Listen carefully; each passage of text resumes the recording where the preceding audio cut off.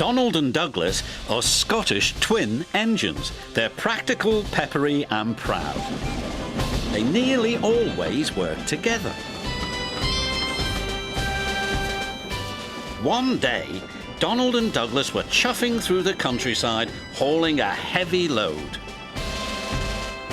Down the line, Trevor the traction engine had been struggling with a big cartload of hay. Crossing the tracks, the cart's wheels had broken off. Then Trevor heard a whistle. "Oh no!" Trevor cried.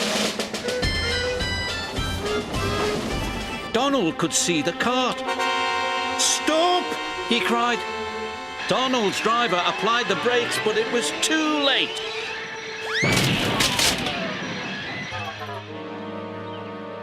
Luckily, no one was hurt. "Stop being pushy," Donald snapped. "Don't call me pushy," Douglas snapped back. "You shouldn't have pushed me into the cart," huffed Donald. "You pulled me, you mean," argued Douglas.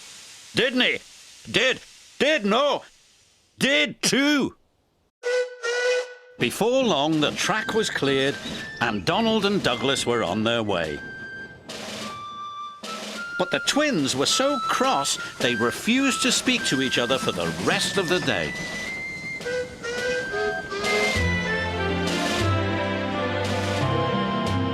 The next day, the Fat Controller needed an engine to help Duck at the smelter's yards. "May I go, sir?" said Donald eagerly. "I only need one engine," said the Fat Controller, "not two." "I am only one engine, sir," said Donald, "and I would like to work with Duck." The Fat Controller was surprised, but agreed. Thomas was worried. "Won't you miss one another?" he asked. "I know I'd miss Annie and Clarabelle." "I'll work better on my own," sniffed Douglas. "I have work to do," huffed Donald. At first, Donald enjoyed working with Duck. Then, things started to go wrong. "Did you shunt those trucks onto the other line?" Donald asked. "You said you wanted them on the other line," Duck replied. "No, that other line.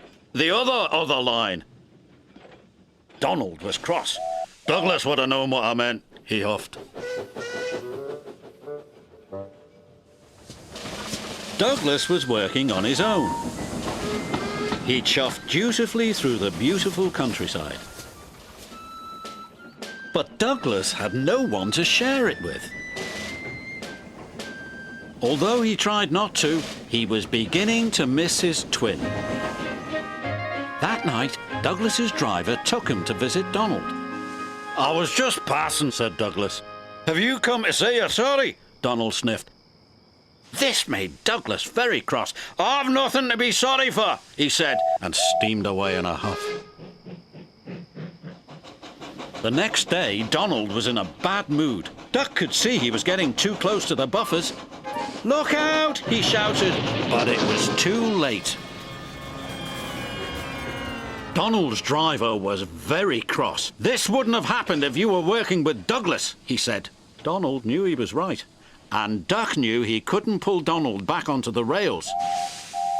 So he went for help. Douglas was sadly finishing his work as Duck steamed into the depot. "Donald's in trouble," said Duck. "Donald in trouble!" Douglas cried. "I'm on my way!" And he steamed off as fast as he could.